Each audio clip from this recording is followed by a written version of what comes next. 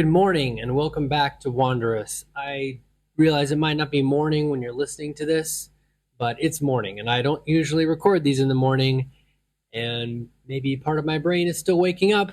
And today we're going to talk about the calanques of France and maybe a smoothie.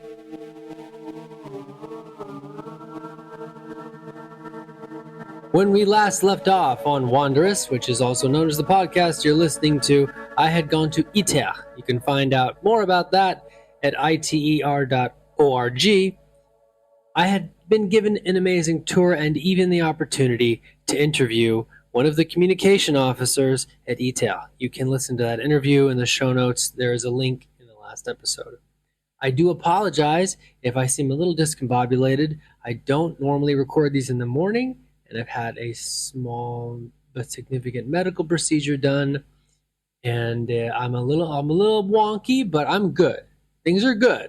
Don't worry about me. Everything's fine, but I'm a little wonky this episode. I want to recommend something called a calanque. Now, a calanque, it's basically the French word for a rock formation on the edge of the European continent, essentially. It's kind of like a fjord, how you would imagine a fjord in Norway or Sweden. There are these rock formations that just drop off into the Mediterranean, sometimes quite precipitously, quite steep. And I finally made a hike out. As I said in previous episodes, I was staying south of Marseille, which was initially kind of annoying because there was only one bus. I wasn't near any of the only two. Still not as bad as LA, but Marseille, come on, step it up. You guys need more than two lines. I'm just saying. And I was in walking distance of a really lovely calanque in the Calanque National Park. What is the actual name of the park? Let me double check. Parc National des Calanques, the National Calanque Park, which is a large park. And the first few days I was in Marseille, I couldn't even go. So this was August of 2022. I couldn't go because there was a fire warning. They closed the whole park. They were very concerned. They were in the middle of a bit of a drought at the time, and I was very bummed out about that. So I ended up doing some Marseille explorations, which I talked about in the last episode. But at last, after a few days, they opened the park up again. I was able to walk in, and I did my traditional thing, which is that I just walked and didn't give a crap about the fact that some areas had no sidewalks. But it wasn't so bad. After a little while, there were actual walking paths. And there's a lot of research coming out now that you want to walk, at least like 5 miles or 7 kilometers a day. There's pretty much irrefutable evidence now that it drastically reduces the risk of things like heart disease, especially if you can get out amongst, not just in a gym on a treadmill, which, it's better than nothing. It's good to reach certain goals, but if you can get amongst the trees, I have found such healing amongst the trees. And now we have scientific evidence for that as well. Plants, and mostly trees, I believe, I know it's trees, actually release, they're called killer cells. There's something, I should have researched this more, but it's science. Look up trees and killer cells. And people who spend more time in forests, we found, have way less incidence of all types of cancer. So I'm walking amongst these shrubs and these trees, and I'm feeling very regenerated. And I finally see these this ridge, sort of lumpy white rock, to be honest. Little lumps, scrub brush around me, white pebbles, and it's really a vibe, as the kids would say. It's such a vibe. There are these like curves. So I'm finding myself sort of on maybe halfway up on the edge of this valley, and the valley leads down to the sea, right? And the sun has set. The sun has now sunk below the calanques, so there's just a glow coming, and there's scarcely a cloud in the sky. It's very clear, but there's this You know that color that the sky gets at twilight? There's a very specific, like periwinkle blue. And I look down to the shaded valley. It's getting less light than I am because I'm halfway up. And I see these, two eyes, but they're not eyes. They're headlights, but they're like two robot eyes of a car, tracing the path of these curving roads that also heads toward the sea.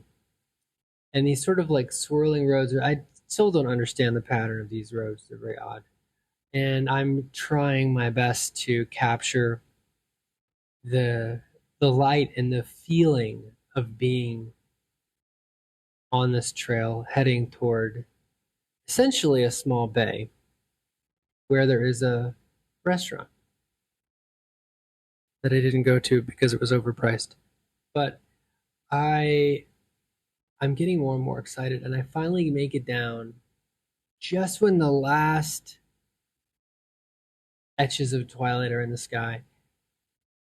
And the sea is calm. The sea is like almost eerily calm. I was really surprised. I touched the water, the Mediterranean, and I was actually pretty disappointed. It was cold. And this had been like a heat wave week, and I was hoping, right? I was hoping it would be at least like tepid, like sort of lukewarm, and then I would have hung out and I maybe would have swam. But it was cold. It was cold. It was like 20 degrees Celsius, 68 degrees Fahrenheit. I think it's very odd. I don't have any photos for 2 days after that. I guess I was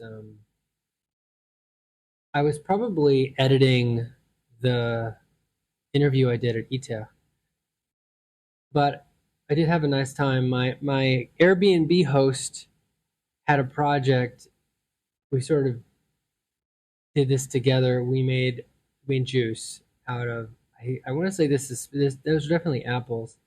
She made a beautiful. Oh my god! Let's see if we can hear it. Let's see if we can hear a little bit of it because there's some live photos involved with this. My next project was to get a metro pass, but to get the week pass. So here we're gonna change gears a little bit. We're gonna go into travel advice mode here. Okay, if you're staying in a city for more than a week, just get the week pass. Unless you're in South Asia and you have Uber being less than $1 to get somewhere, which is true as of this recording in many places, especially India. Or if you're in Nepal, there's an app called Pick Me or Patao, Pathao. Or you'll have Ola, OLA, or you'll have Grab or Gojek in Indonesia. All of these are amazing. They're not financially worth it in Europe unless you want to spend a bunch of money a day. You could do that, but in many European real, sizable cities, the public transportation is very good and you save so much money. So a big recommendation I would make is to look into Google around and look into week-long unlimited passes. Most cities, I would say, most major cities. Paris has a week-long unlimited pass, although they're making it more difficult for foreigners to get it now, which is stupid because taking traffic off the road is good for everyone. Yes, I am opinionated about public transit. Marseille definitely has it. It's something that you have to adjust to the country you're in, obviously.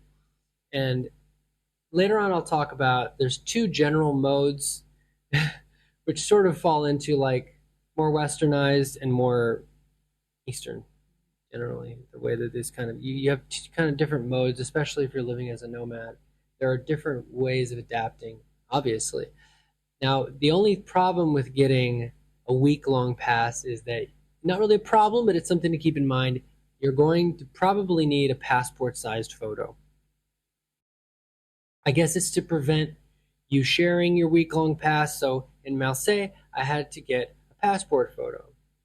And I didn't have any passport photos, which is kind of a rookie mistake if you can do it at home before you leave, before you start traveling, that's probably going to be cheaper for you because you probably you might probably have access to a color printer and a camera, or maybe not. But people who listen to podcasts usually can manifest those things, I find.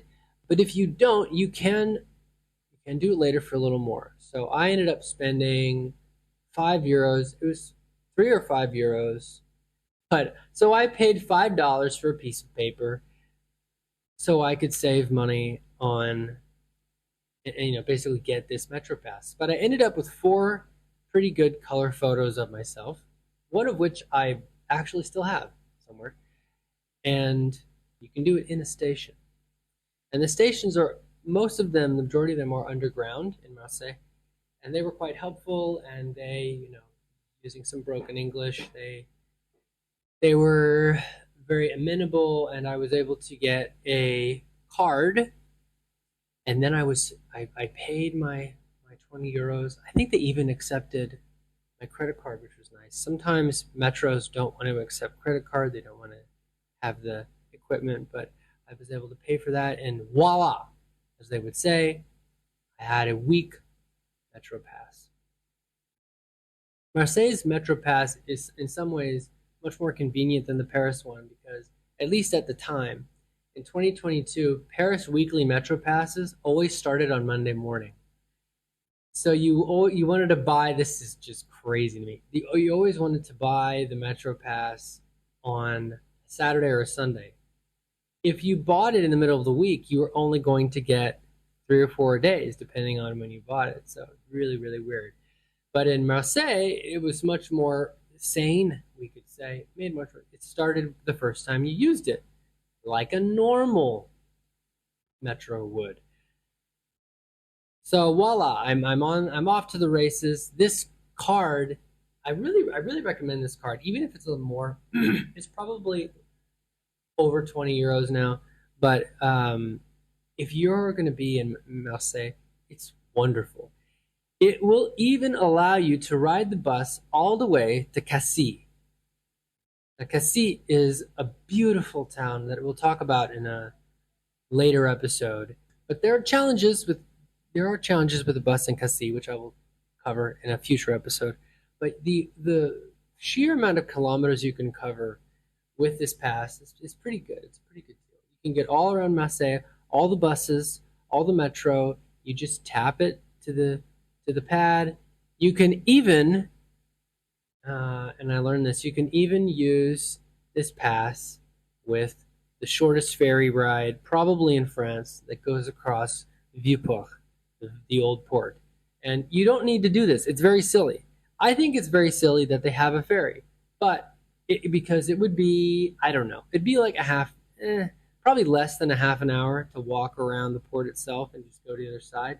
But sometimes the French will keep doing something or keep something going because of nostalgia, and if the tourists like it, they'll do it. It doesn't totally make sense to have, like a less than 5 minute ferry for somewhere you could get to via bus or via walking, but they keep doing it, and they charge what is it, like half of a euro if you don't have a pass in chat. So it's fine. It's funny. It's cute. I have a video that I can link that actually hasn't happened yet, and we're going in chronological. Otherwise, I'm going to lose it. If I don't go chronological, it's going to be completely. You think this is scatterbrained? If I don't go chronological, all hope will be lost. So I picked my €5 passport thing, and it says beautiful with you. I should put this in the bonuses for people. Anyway, I digress. One of the reasons I needed to get the Metro Pass on that day specifically was that evening on one of the Friol Islands, Friol. Okay, so long story short, I finally get on a ferry. Was it covered by this pass? No, it was not part of the same network. It was a special ferry. It was cheap, it was like, I don't know, a couple euros, and I get this ferry out to one of the islands off the coast. And one of the unexpected delights of this ferry ride was I got to see, of course, a new, fresh perspective of Marseille going out. So we took it from Vieux-Port. I met the people in the couch surfing meetup. The same guy who hosted me, who like said, "You need to stay at my place if you're going. It'll be easier for you." Some of the French have this very like insistent, it's sort of like an insistent hospitality, is what I would say. But it was very pleasant. We get further out from the bay, and I get a new perspective on these amazing. Like it looks like prehistoric. These calanque rock formations are coming at like 20-degree angles, and there's a fort, and we finally make it out to one of the Friol Islands. We put out the big couch surfing sign, and we have a picnic on a pretty rocky, pebbly beach, and met people. We had a group photo. Yeah, maybe I'll include the group photo for the people who support this show at $10 a month, which is a pittance for the incredible value that you'll get, if I do say so myself, because you get something about 21 hours of audiobook material. It's a lot cheaper than buying. You get 10,000 Hours in Paradise, which is my action memoir, 3-part action memoir all about Hawaii. You also get the Truth Beyond the Sky commentary edition, which is 8.5 hours. So yeah, now I think you get about 29 hours of audiobook content. You can also join for free. It's no skin off my nose, as they say. One of the things I love the most, and one of the reasons why I do this, is just the interaction, just to be able to comment and to hear what people want to know about. I'm always available, especially if you're people who monetarily support get priority, obviously, for answering questions, because unfortunately, we're not in a moneyless utopia yet. I'm half joking. It was a very beautiful picnic on. Anyway, so you can cancel anytime. And basically every Wednesday I release background information and background photos exclusive to people who support this show. There's also a $5 tier which gives you access to only the audiobooks, but you don't get the photos. I'm really grateful. There have been people who have supported me for over 7 years now. You know who you are, and I really, really, really appreciate it from the bottom of my heart. From the bottom of my heart, from the bottom of my heart. I should have a song about this. Anyway, so luckily there were some people at the picnic that did speak some English. Most of the people there were foreigners, as I recall. And it was a lovely time. It was not a place that I would want to swim necessarily. It still was rather cold, but it was a very pretty ambiance, and we were sort of behind. We were quite a distance from the dock, in fact, and there were smaller, rock formations. I'll put that in the bonus on Wednesday, of course. It was a kind of like almost like a desert island. It was an interesting spot. One of the other beautiful things that happened that day was just the ferry back in the night, being able to see these gorgeous buildings lit up. The French, of course, have a flair for lighting and style, so they definitely want to make the city look pretty upon your approach. So I'm going to include a few photos of that as well. It was a very really recommend it if you do make it over to Marseille. Be sure to take a ferry ride. And all of this was leading up to something that I saw on the way out. On the way out to Friol, I saw the tallest point in Marseille, which is the hill that they put Notre-Dame de la Garde, which is the large cathedral, and it's definitely an icon of the city. Not too far from the coast, and that is what we will explore next time. Thank you so much for listening. If you have any questions, flee to comment, clean bomb. You know what I mean. Feel free to comment. I'm not going to overly edit this show. It's authentic. It's not perfect. Put that on a t-shirt, sell it, and give me the royalties. I'm joking. Thank you so much for listening. Please feel free to follow the show on Spotify. It's the best way to make sure you don't miss out on any of the incredible episodes and adventures coming up. We have Nepal coming up. That's a big one. Yeah. And if you haven't already followed for free on Patreon, that's patreon.com/hellocrusoe, the word hello and CRUSOE. Yes, like Robinson Crusoe. It's very funny. Yeah, I'm really excited to share what's going on. This really has been a completely life-changing adventure for me, and one of the purposes, one of my intentions with this show is to encourage you to do the same. Get outside your comfort zone. And also, a message to my American friends, and also to realize that you could pretty much go anywhere else in the world, and you would be spending less, at least less dollars.